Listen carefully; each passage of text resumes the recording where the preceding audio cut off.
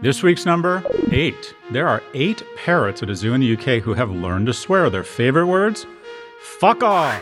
True story. True story, Ed. I went into a pet store to buy a little bunny rabbit, and the owner said, "What kind of bunny rabbit do you want, a white rabbit or a brown rabbit?" And I said, "I don't think my python cares."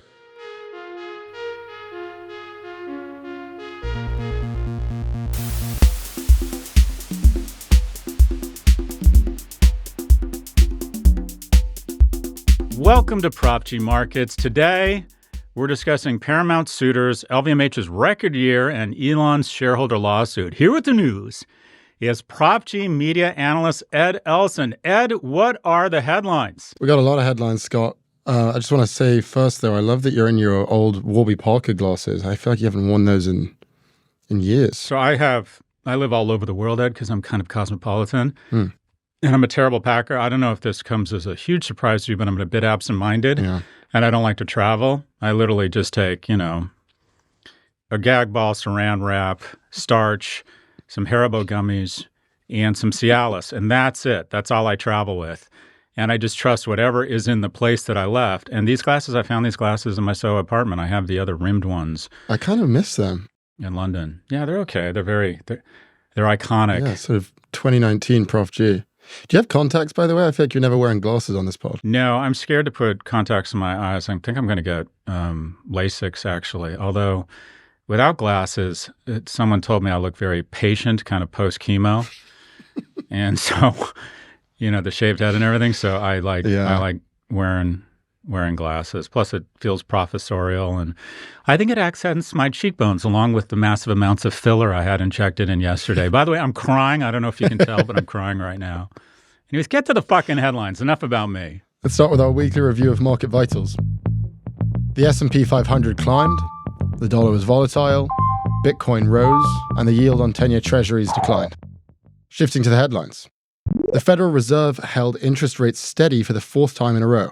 It also signaled that while it's done raising rates, it is not ready to start cutting them. Microsoft reported that its 4th quarter net income increased 33%. That's the highest quarterly growth in more than 2 years, but shares fell 3%. Google's revenue rose 13% year over year, marking its 4th straight quarter of accelerating sales growth. However, ad revenue fell short of expectations, and the stock fell more than 7%. Walmart is executing a 3-for-1 stock split to allow more of its employees to participate in its stock purchase plan. The stock currently sits near a record high. Year over year, it's up 15%. SiriusXM acquired the exclusive rights to the podcast Smartless for more than $100 million. That show is hosted by Will Arnett, Jason Bateman, and Sean Hayes, and its previous home was Amazon, which paid between $60 and $80 million for its 3-year contract.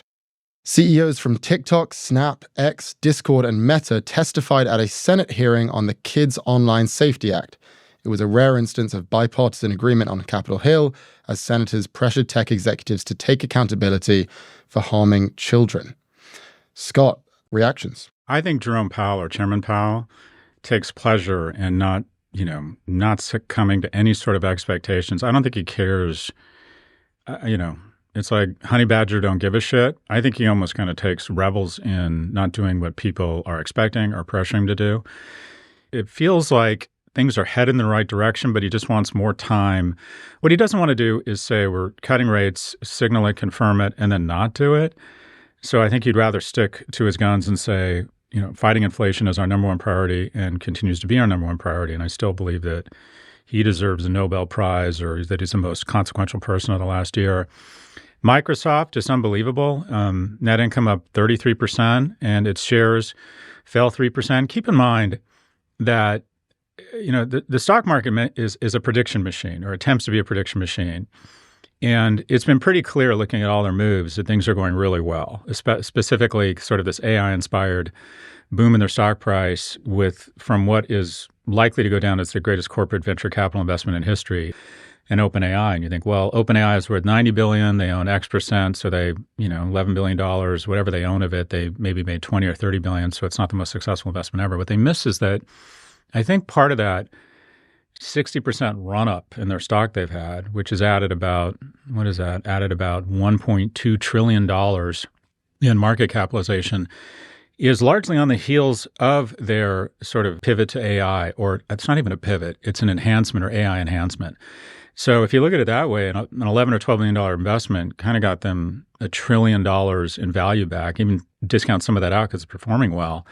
This is an investment that increased the market capitalization 50 to 80x. So this is just, it's just incredible. But getting back to the stock price, the stock's up 60%. So a lot of the expectations were already built into this earnings call. So what do you think the market was looking for then? More, bitch, more.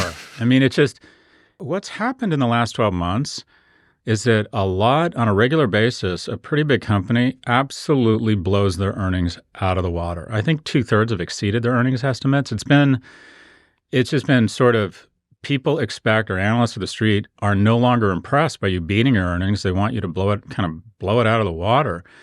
Walmart is, I would argue, kind of over the last 20 years, maybe one of the best managed companies in America. Doug McMillon. I know Doug, and when I was down there speaking to the management team, they had this kind of associates day, and I guess they do this every month.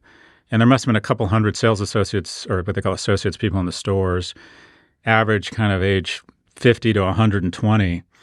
And he must have taken an hour just to go down the line and talk to them and not just shake their hand like, hi, pose with the camera, move on. He really did talk to me, get the sense he is definitely really generally interested in people. So I like the company. I like him and Walmart. I remember my dad used to talk about stocks when I was in college. So that was about 25 years ago? 35. Anyways, he loved Walmart and he kept investing in it. And I think, I'm not sure, I think he still has Walmart in his portfolio. I don't know, I should know because last week I had him under, he has serious dementia, so I have him signing over his will to me and my seventh wife. But I don't remember seeing it in the will. That's not funny, Ed. Do you have any thoughts on the stock split itself? I mean, they're just taking the price down by splitting the stock so that employees can participate in owning stock in the company, which is kind of like a startup-like move of them. Yeah, why not? It doesn't really cost them anything. The stock's at 167, so they'll issue 3-for-1 or go to $56 a share. Maybe that makes it more manageable. But what's interesting is if you look at the chart, Walmart is not a growth stock. Walmart is a mature company, but it's so well managed.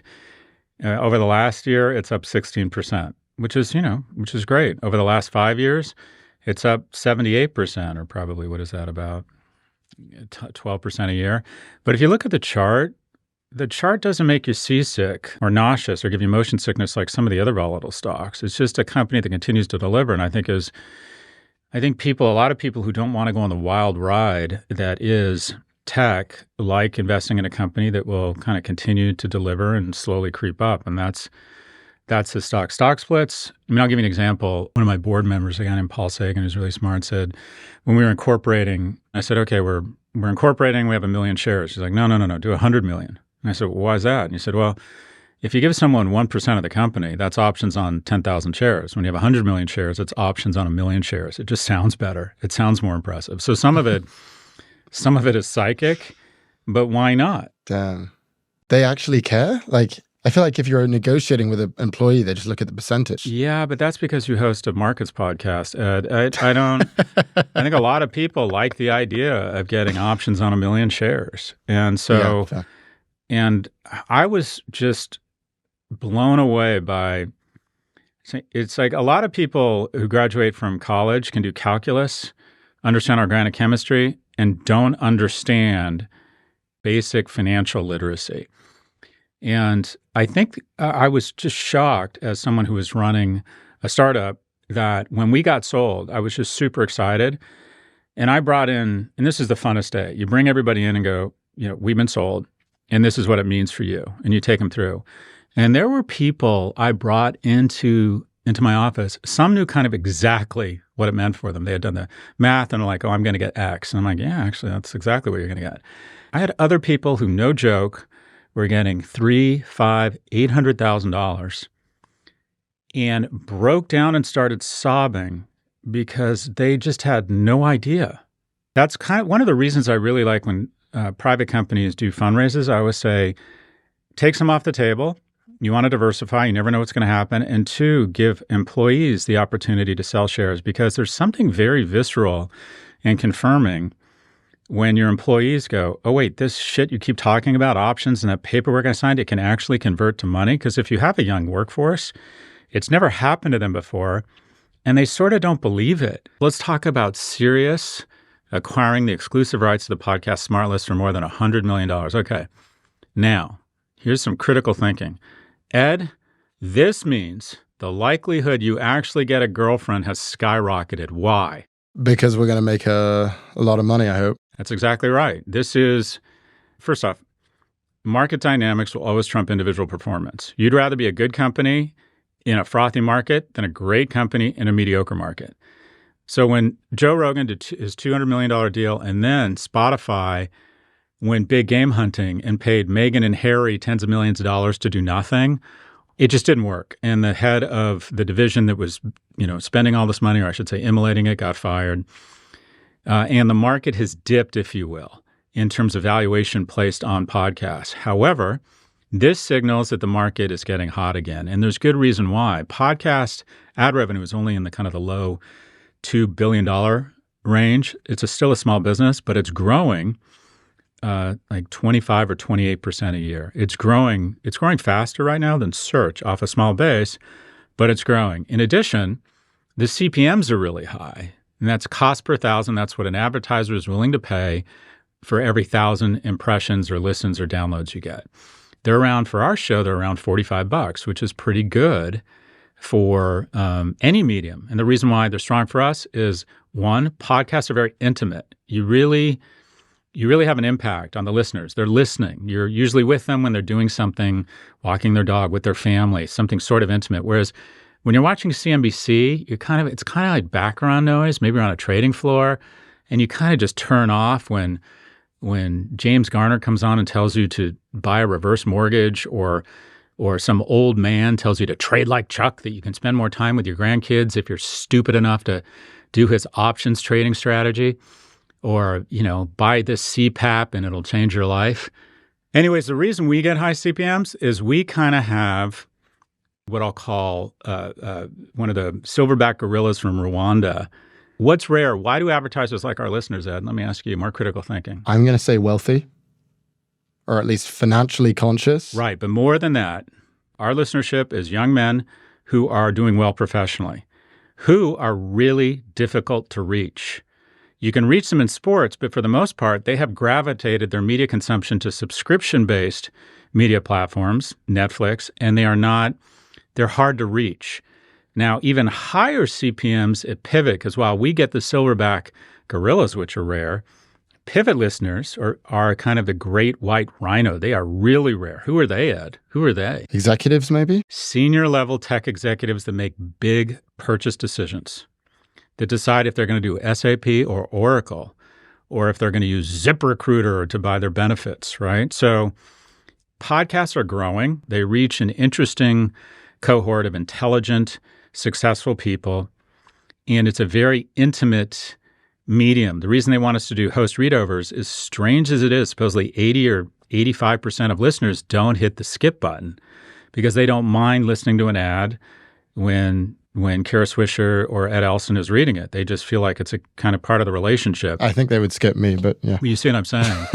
So SmartList getting $100 million, the thing I've noticed about the term was that it's only 3 years. So that's real cabbage, $33 million a year. They deserve it. It is a lovely podcast. Those guys do a great job. They have a great dynamic. It's a big deal, and it's probably increased what I'll call the value or the price of locking up top 100 podcasts. It's probably increased every deal by 30 or 50% because now it feels like the champagne and cocaine are back. So the ultimate question is, how much are we worth? I try to add that up every day, but I think it'll be enough for you to, get some girl to come to Club Med with you or whatever it is you do. It was a nice way of avoiding the question. Club Med. It'll be a lot. I hope so. I'm running out of time. I mean, I need the jet before the ass cancer shows up, Ed. So yeah, I think this is a...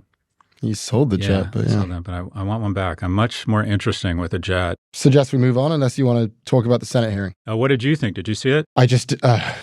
I'm so sick of these Senate hearings, honestly. I mean, I've maybe I'm too young, but I've never seen a Senate hearing that actually resulted in anything policy-wise. And every single one of them, it's just a clippable moment where a politician will get on the stage, bang their fist, act tough. I mean, the interaction that everyone's talking about is that interaction between Zuckerberg and Josh Hawley, where Josh Hawley basically just forces him to stand, and we should play the clip actually, but he just forces him to stand up and apologize to the parents of the victims behind him. They're here, you're on national television. Would you like now to apologize to the victims who have been harmed by your product? Show them the pictures. Would you like to apologize for what you've done to these good people? He does it, obviously, because he doesn't really have a choice. And then we're sitting here, it's like, great, he apologized. It's like, what I would compare it to is going to the principal's office. It's like, it's not even a conversation. They just ask these stupid, one-sided questions. They barely allow for a response. I mean, they're constantly interrupting them. And then the worst part is that it's always televised. Yeah, I think that's a pretty cogent analysis of it. You know, at least a principal can suspend or expel the person in front of them.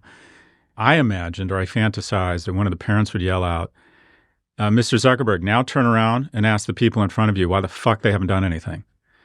Because I believe Mark Zuckerberg and Sheryl Sandberg are absolutely culpable, but the culprits are the senators pretending to give a good goddamn. And I do believe some of them care. I think Senator Klobuchar, Senators Blumenthal, Senators Durbin really do care. And I would also say Senator Blackburn. I think she's sincere. But when Senator Cruz wants a TikTok moment, I mean, this is how outrageous it is. They're all looking for a moment that'll go viral on the platforms whose CEOs they're berating. Exactly.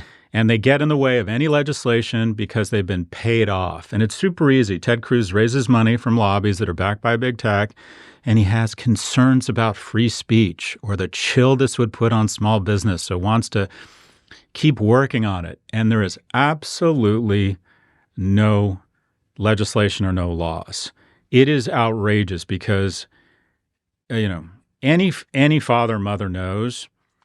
We talk about GDP, we talk about innovation, we talk about stupid headsets. It is all meaningless.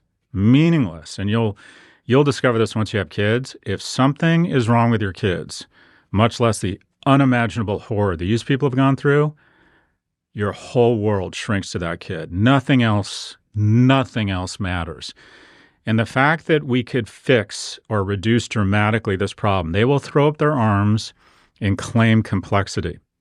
We age-gate pornography, the military, we age-gate alcohol, we age-gate driving, and we do really good jobs at all the things, but we can't age-gate social media.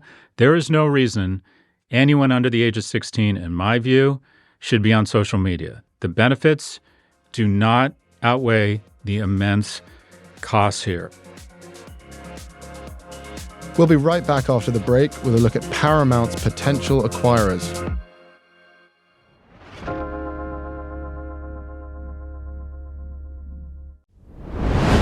We're back with Prof G Markets. The slow-moving auction for Paramount took another turn last week when Allen Media Group put in a bid for $14.3 billion. That's the second offer the group has made to the company. Back in April, its bid for $18.5 billion was rejected. Since then, as Allen pointed out, Paramount stock is down about 37%. Some detail on Paramount. Paramount is publicly traded but controlled by the Redstone family. Its assets include the Paramount Film Studio, CBS, BET, Comedy Central, and Paramount Plus. And as we discussed recently, it has attracted several buyers. Warner Brothers Discovery has had conversations about making a deal. So has Apollo Global Management, a large private equity firm.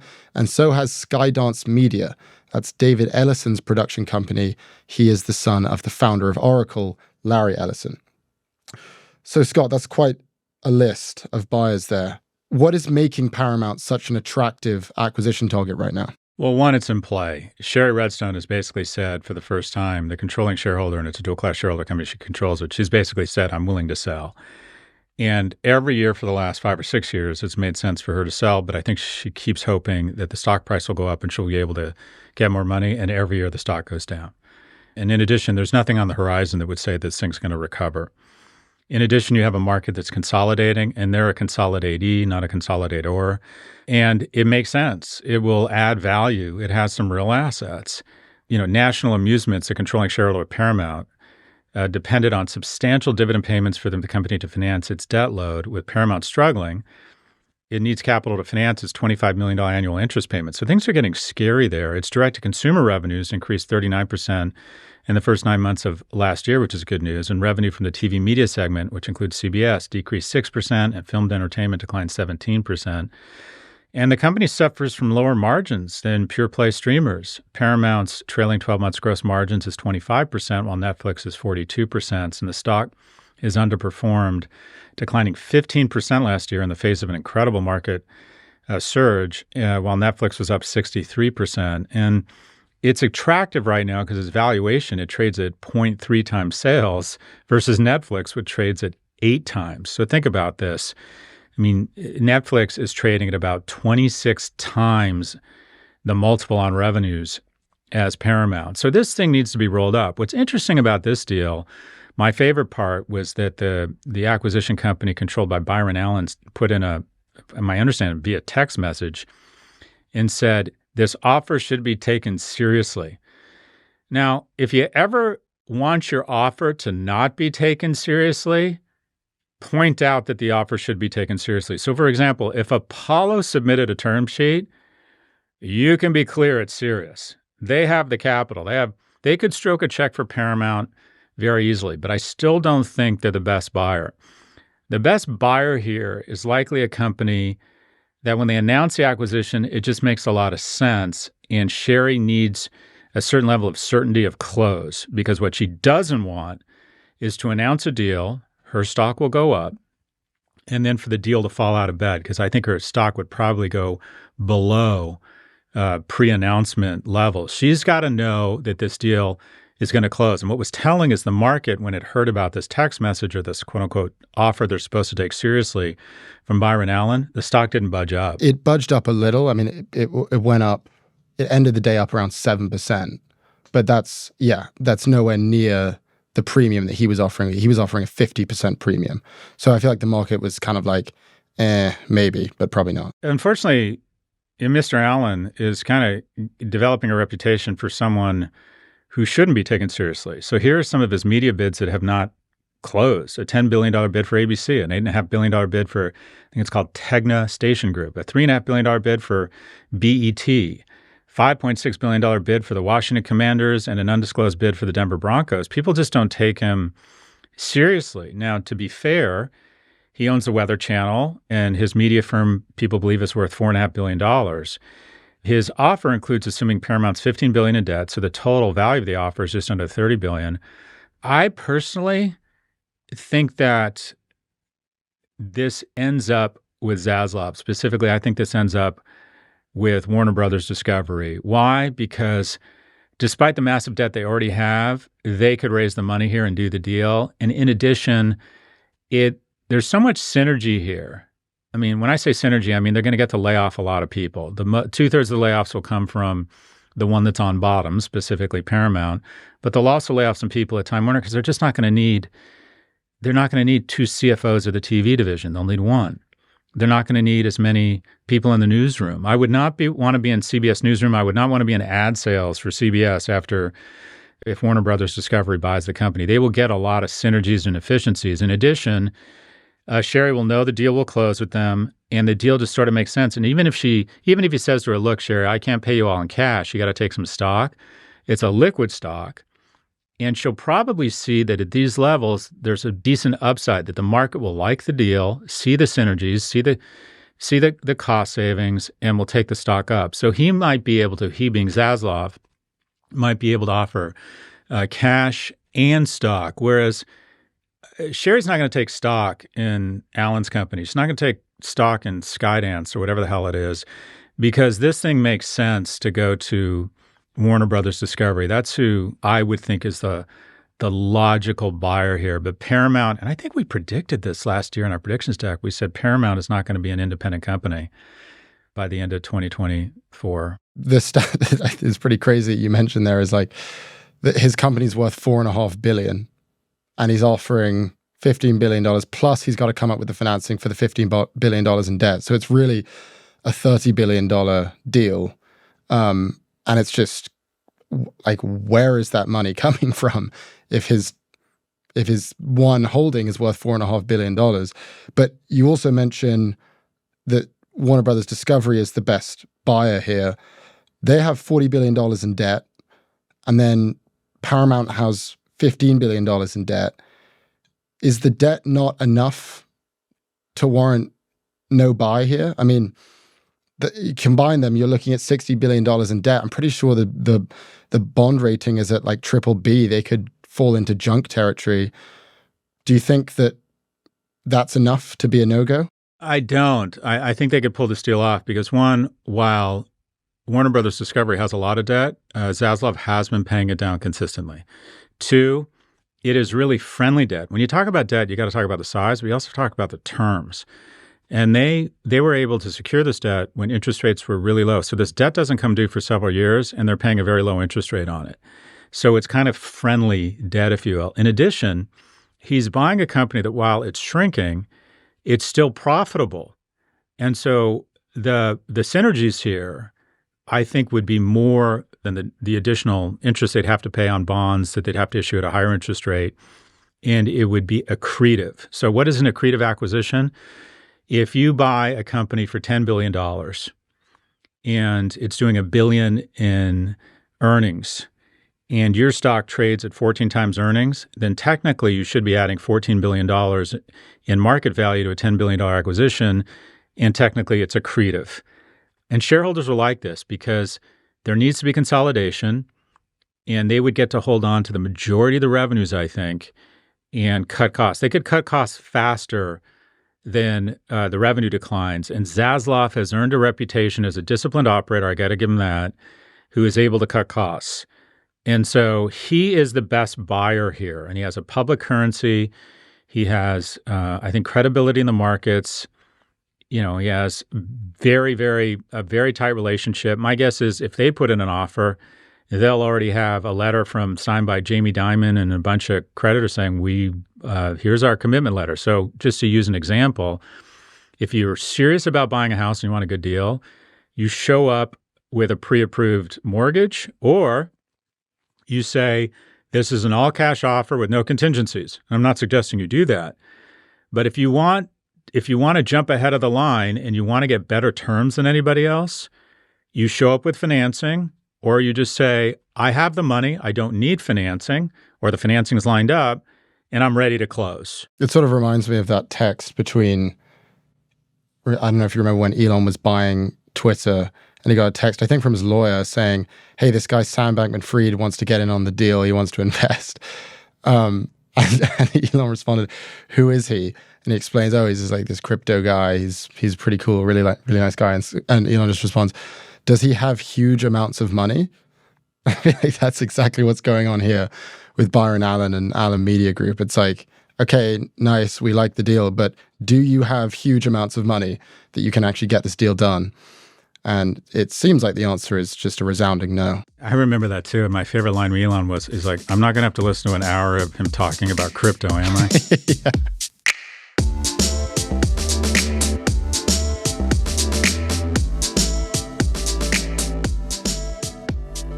LVMH, the world's largest luxury goods company, beat annual earnings expectations, reporting sales up 13% over 2022. The company's stock rose 12% on the news, which restored Chairman Bernard Arnault as the world's richest person and also triggered a rally in other luxury stocks. The French stock market, which features a number of luxury goods companies, reached an all-time high. Scott, LVMH has had an interesting few years. It nearly doubled in value between 2020 and 2022. But then last year, while the S&P climbed 20%, LVMH fell around 5%. So what do you make of these earnings here? I think it was Barry Ritholtz from Ritholtz Wealth Management, who's also at Bloomberg and just a really smart guy, like a great student of the markets, sent me these two graphs. One graph, it was Netflix's stock price over the last year and LVMH's. And he said that the market thinks a recession is coming and that people are going to buy fewer luxury goods and spend more time at home, because Netflix stock had gone up 60% and LVMH was down 5%. So the market is a predictions machine, and sometimes it gets it wrong, but it's in the business of predicting. And I think what this says is investors are worried about China, which has been the gift that keeps on giving in luxury, and the overall state of the economy. And that also LVMH's run-up, which has been, again, historic, going back to Microsoft, it's all about where your stock is now relative to expectations.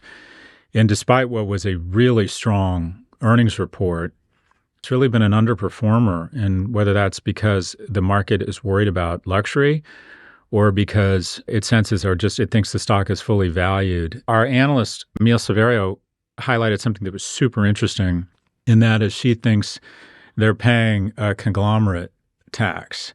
If you looked at the pure plays of Hermes and assigned that multiple to Louis Vuitton or Dior, which are both amazing brands, you would get a company, just the value on those two companies would be greater than all of LVMH combined.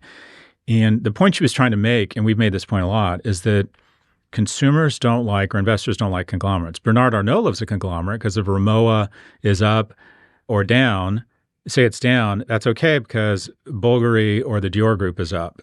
CEOs love to diversify because it's easier for them to sleep at night. But here's the thing. Investors don't need a CEO to diversify for them. They can diversify themselves by buying different stocks. What they want is the CEO focused and accountable. They want you to lose sleep at night because you're worried about Dior, full stop. And it appears that LVMH, relative to some other pure plays, is in fact paying that conglomerate tax. Now, what would potentially happen if LVMH were to continue increasing its earnings and its stock were to remain flat? Bernard Arnault, who I believe his background is actually in banking, would probably consider spinning one or more of the brands or letting them trade while he would maintain control, but letting them trade as a pure play. So, for example, Ferrari, who I think is the majority owner is Fiat Chrysler, they spun that, and the stock has been just an outstanding performer. Yeah, I mean, the conglomerate that you mentioned here, it's like it's in fashion, it's in watches, it's in jewelry, but then it's in wines and spirits. So it owns Dom Perignon, it owns Hennessy, it's in cosmetics, it owns Sephora, and it even owns a luxury hotel, a luxury cafe, and my favorite, a luxury river cruise company. So if we're serious about this spin idea, what do you think that would look like? They would take one or more of their iconic assets. I would imagine it'd be a Dior or an LV, a Vuitton, and sell 20, make it an independent company with its own financials, its own shares, and then they would spend 20% of it to the public, so Arnault would still control it. The problem is separating it out operationally a little bit and how they account for, shared expenses and things like that. But back to the notion of conglomerates and the China overhang right now, Estée Lauder is both a conglomerate and heavily dependent on China. I mean, a conglomerate in the sense they own a bunch of brands. Its stock, get this, is off 50% in the last year. Incredibly well-run company, amazing brands. It's been cut in half, and the collapse is owed to weakened demand in their key market, China. Sort of live by the sword, die by the sword. Hermes, the pure play, is up 15%. You're seeing both the China chill and the conglomerate tax across all of luxury. The other interesting news is that Bernard Arnault specifically has added 2 more sons to his board. So now that's 4 out of his 5 children who are on the board of the company. 2 of those kids are 29 and 31 years old. Is that a red flag? On the whole, you like to see professional management. And I mean, this is a tough one because you're talking about families. And what people miss is that just because you're a family member, generally I found the kids, they're not idiots. The idiots are off doing something else. They don't let them near the golden goose. They ascertain pretty early. All the cousins are like, Bob is a shithead and we don't want him responsible for trying to grow our wealth. What about that cousin? So for example, A.G. Sulzberger at the New York Times Company, he's a Sulzberger.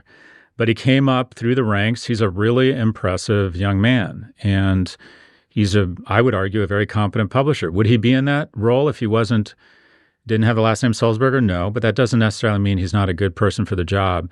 I have actually been really impressed with the kids. I don't think I would ever want one of my kids in that business because I just think I'd rather just, if I were the kid, I'd rather just have money and go do my own thing because I think it's a lot of pressure. I think you walk into a room thinking everybody thinks, understandably, that you didn't deserve your seat. I remember I was at, I won't even name it, a retailer, an iconic retailer that I actually built the first website for back in the 90s. And the CEO and chairman of this company was just one of these larger than life guys. And his son worked in the company. And we were literally walking down the hall on the way to the cafeteria, me and the CEO. And this kid was walking by him and said, just looked so nervous and looked up at him and said, "Hi, Dad." And I thought, Jesus Christ, this kid looks like he's about to faint out of fear. And I thought, that's his 9 to 5 every day. He's got to and this guy did not suffer fools. I can't imagine how hard the person I'm talking about is a really decent man, but there's some real downside. I'm thinking a lot about this. I worry about my kids and I think, okay, should I be trying to figure out a way to build a business and force them on Ed Elson and make them the co-host of this podcast? But anyway, but it's kids and family empires are really, it's a tough one, but it's a red flag, no doubt about it. But that's why it typically only happens in companies where there's a controlling shareholder. The Sulzbergers own only 2% of the outstanding stock, but they control the company. And I was on the board there with several of their cousins. Did you know I was on the board of the New York Times, Ed? Where's my shot glass? Yeah, when '08 hit, which was really bad, I said, we got to stop the dividend. We need to hoard our cash here. We could blow our covenants on our debt. We need to cancel the dividend. And Arthur Sulzberger's face just went kind of pale. And the cousins around the table, you could just immediately see that was going to make for a really ugly holiday when the family members on the board and running the company had to show up and say, "Hey, you're not getting a check from the company." Which is terrible for corporate governance. I mean, it's terrible that is an actual obstacle in the way of strategy. 100%. I think it's fine to work with maybe one of your kids, but if 4 out of 5 feels suspicious, so I think he's waiting to put all 5 of them in there. And to me, that's the danger right there. I mean, how much of a meritocracy is it if the acceptance rate is 100%? Yeah, the only thing I can tell you when you have 5 kids is one is going to be incredible and one's going to be an idiot. Yeah. We'll be right back after the break with a look at a shareholder lawsuit involving Elon Musk.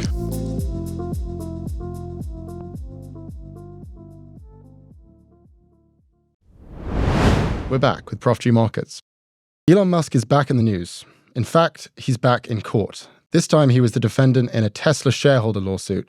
The suit alleges that his 2018 compensation package breached the company's fiduciary obligations to shareholders. For context, Elon's package is worth a potential $56 billion and, according to the court, is, quote, the largest potential compensation opportunity ever observed in public markets by multiple orders of magnitude. That alone wasn't the problem, however. The court also found that the board failed to engage in a meaningful negotiation over the package's terms. The evidence? Well, for starters, 5 of the 6 directors who voted on the package were, quote, beholden to Musk or had compromising conflicts. There's so much to discuss here, Scott. Where do you want to start? This is fascinating. And I've never seen anything like this. I've served on the compensation committee of boards, and the idea that the package you put together for the CEO would be rejected several years hence by the Delaware Chancery Court.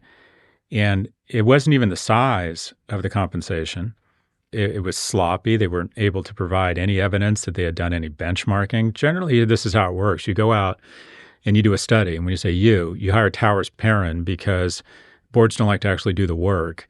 And they come back and say, all right, you're a media company doing $5 billion a year.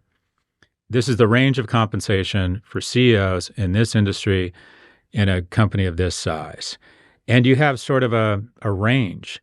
And the problem is, and one of the reasons that CEO compensation has gone from 30 times the average worker's compensation to 350, is that you never pick the 50%, the median. You always go, well, Bob's a good guy. Let's give him 60 or 70%. And that may sound harmless, but when you're constantly giving CEOs every few years compensation that is above the mean, it creates an exponential upward spiral of compensation because that 50% number is still extraordinary compensation. When I say 50%, 0 to 100. And so if you're a CEO of a SaaS software company that's doing $1 billion in revenue, being at 50% is really good.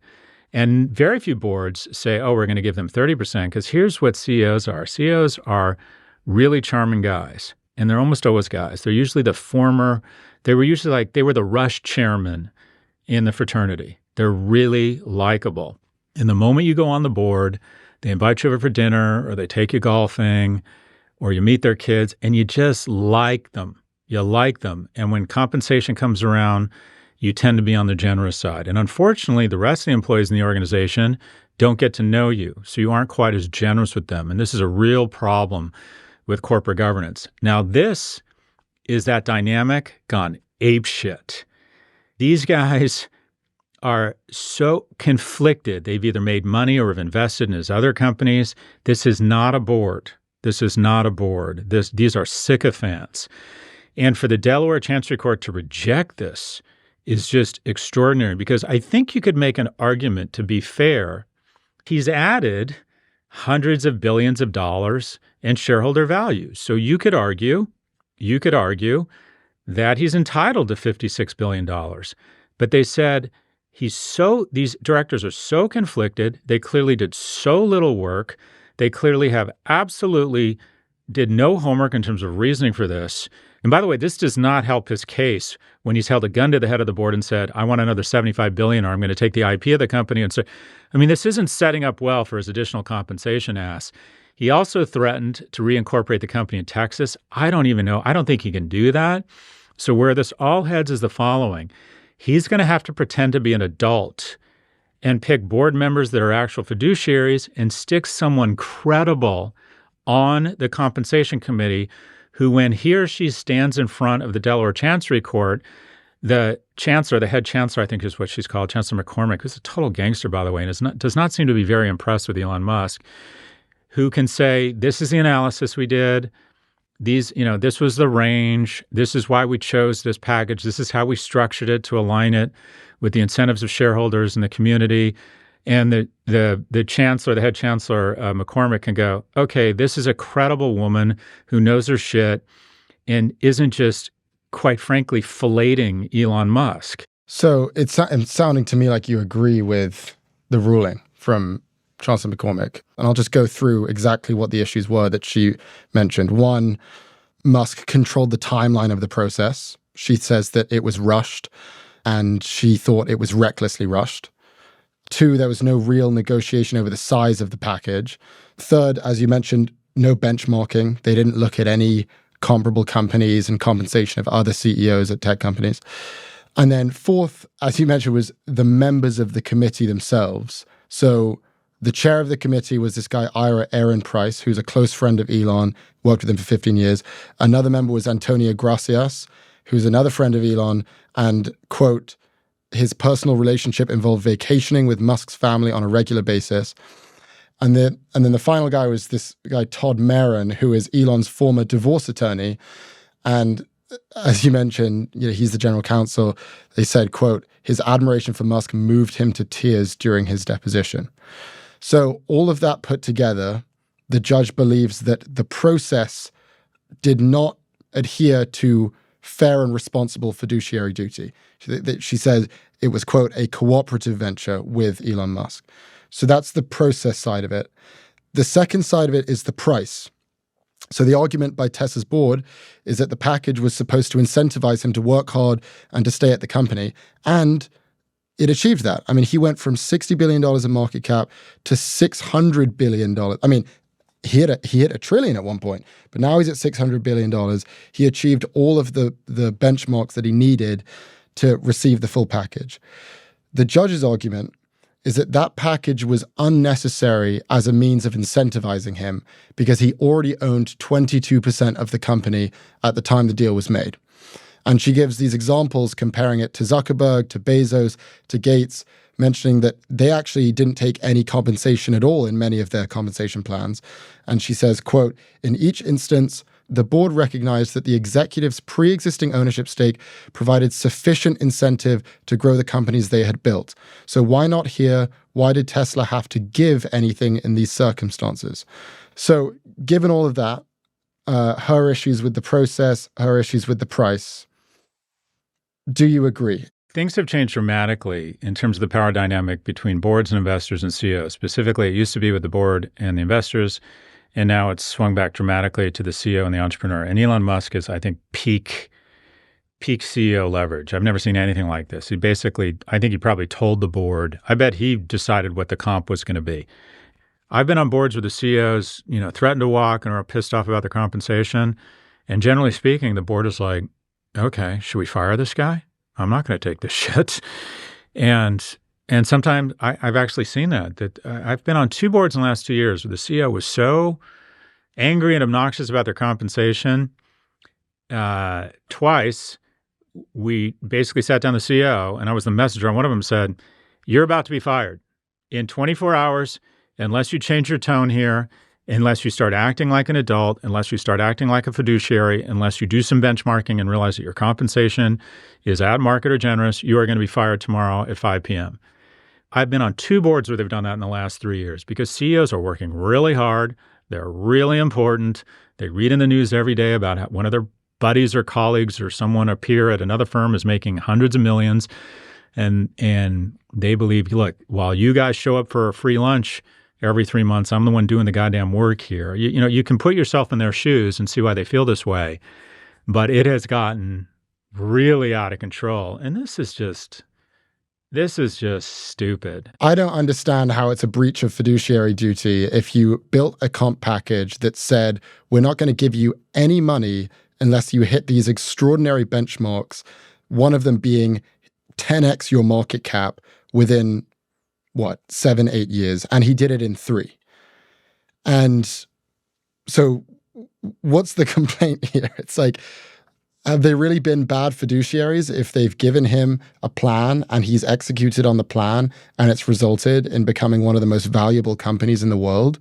Like, haven't they kind of done their job right? Kathleen McCormick has said, I'm going to do your job for you. That's what she said to the board. You're not doing your job, so I'm going to do it for you. And the question that I would pose to you is it really the job of the public sector, of the Delaware Chancery Court, to be doing the job of boards? It's not her job to be a board member, but it's her job to rule on cases brought before her by shareholders of companies incorporated in Delaware. So she had to issue a judgment here. And part of Delaware law is that if you are on the board, whether you're on the audit committee, the innovation committee, the compensation committee, the nominating and governance committee, you are supposed to be a fiduciary for all stakeholders. Fiduciary is a wonderful word. You're supposed to represent all stakeholders. The compensation committee is supposed to represent Elon Musk, who owns, what does he own? 13%, 17%? He's down to 13 after this. Yeah, but he never really anyways, he owns 13% of the time. That means the compensation committee is supposed to be representing the other 87% as well. And her point is, there's nothing here that indicates that 10 billion wouldn't have been enough and that the other 87% would have gotten to split another 40 or 50 billion dollars.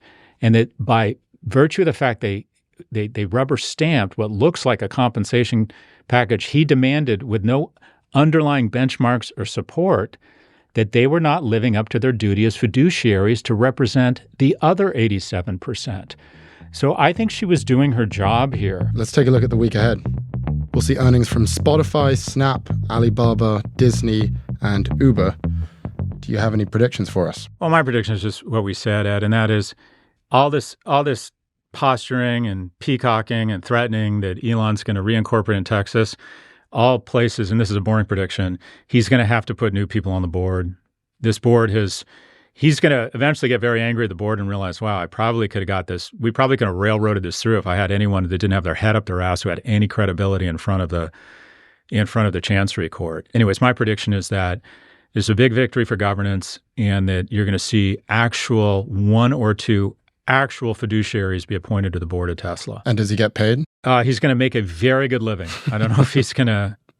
He'll be fine. Yeah, he's going to be fine. But I would imagine he's going to make a lot less than he thought he was going to make a couple of weeks ago. I think he thought he was going to cash a check for $55 billion and get another $75 billion. And I mean, at some point, he's going to put the ketamine down and they're going to appoint a real director here. Thank you for watching this version of Prof G Markets. Check out our pod feed for office hours on Wednesday, and we'll be back with a fresh take on markets every Monday.